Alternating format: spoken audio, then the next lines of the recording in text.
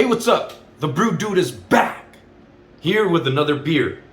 We have Sol, a Cuauhtemoc Moctezuma beer, a Mexican style lager beer. You probably heard of it, you probably had it, and if you haven't, maybe you want to try it. Well, we'll find out today. I'm going and taste it for you guys to see if this is something that you might want to taste. I've had it a couple times. I don't remember too much of it. I do remember it was very light. I do have my preferred Mexican style lagers, and you might too. But let's go ahead and dive right into this and check this out. It's very light, as a traditional lager should be. There's a lot of actually, if I look inside of it, there's a lot of sediment. Not sediment as it's settling to the bottom, but the clear fluid looks like it's dusty or something. Whatever, it's probably part of the filtering process or the lagering process. I'm sure it's all right, but and I'm sure that if you have some strong lights like you see me right now, you'll probably see it too. Let's go ahead and pop this open. It's 4.5% alcohol by volume. So it's not a super strong beer, but it's after a few of them, if you're a lightweight, or maybe even if you're not a lightweight and you're drinking so much beer, it'll hit you eventually. Usually I drink the Mexican style lagers when I'm eating a lot of like heavy foods, actually, like carne asadas or pollo asado or some hot salsas to kind of cut that a little bit, and helps me hydrate and helps me cut the food, and so I can get ready to eat some more. Enough of the yapping about food, because I'm actually getting hungry. I'm probably going to eat after this beer. But it's 4.5% alcohol by volume. Sol, Cervecería Original de Mexico. Since 1889, if you see right there, it says 1899. Cuauhtemoc Moctezuma, imported by Cervasol Sol Imports, Fort Worth, Texas. Brewed and bottled by Cervecería Moctezuma, Cuauhtemoc Moctezuma.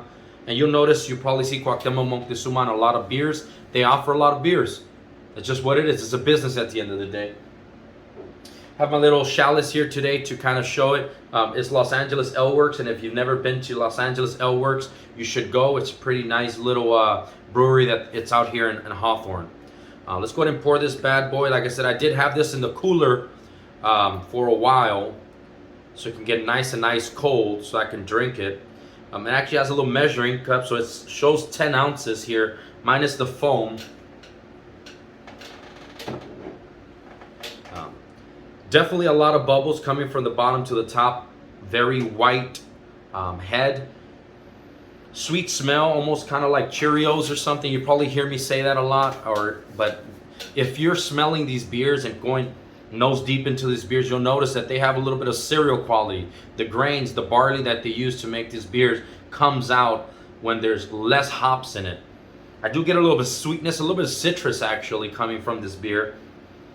Probably from the hops that they use, or the hop extract. I'm sure these beers right here are not using the raw ingredients, probably using extracts, and maybe even using some kind of corn adjunct or something. Like I said, I don't usually go look for the recipes before I taste them. I just taste them to see if it's something that you might like, and when it would be something that you might get, and if you want to get it or not. If not, don't get it.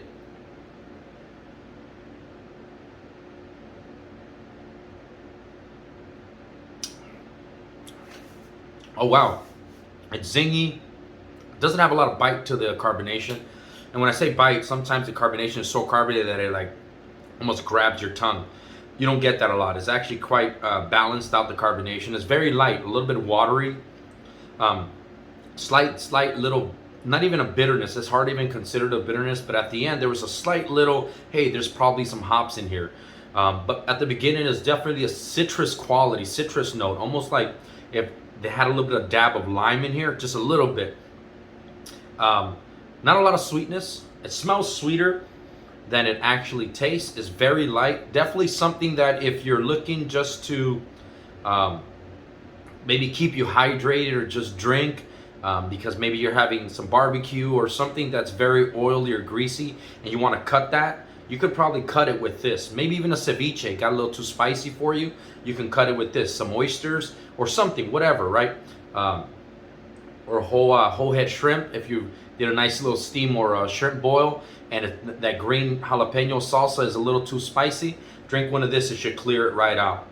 Nothing special. It's Sol Mexican style lager. It's very light, a little bit watery. I feel like the Coronas and the Modelos and the Familiares have a little bit more flavor. I think this might be closer to the Estrella Jalisco area, which I have another beer, Estrella Jalisco, that I'm going to be doing soon.